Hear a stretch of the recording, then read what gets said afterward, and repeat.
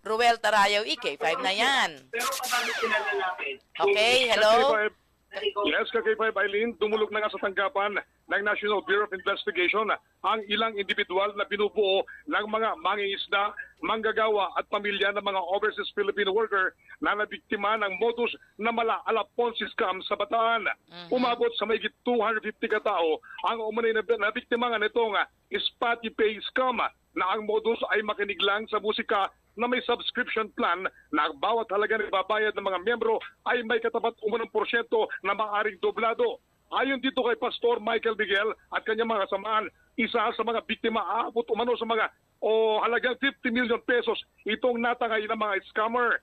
Inireklamo ng grupo ang muna isang nagngangalang Prince Sadyang Abay na Chief Executive Officer ng kumpanya Spati Pay na personal na transaksyon umano nila ng kanilang mga nabiktima kasama ang tatlo pang individual na kasabwat sa Bodosa. Dahil dito, bubusisihin na at pag-aaralan ng National Bureau of Investigation Bataan ang reklamo ng grupo para sa posibleng pagsasampa ng kaso para sa ikadarakip ng mga sospek.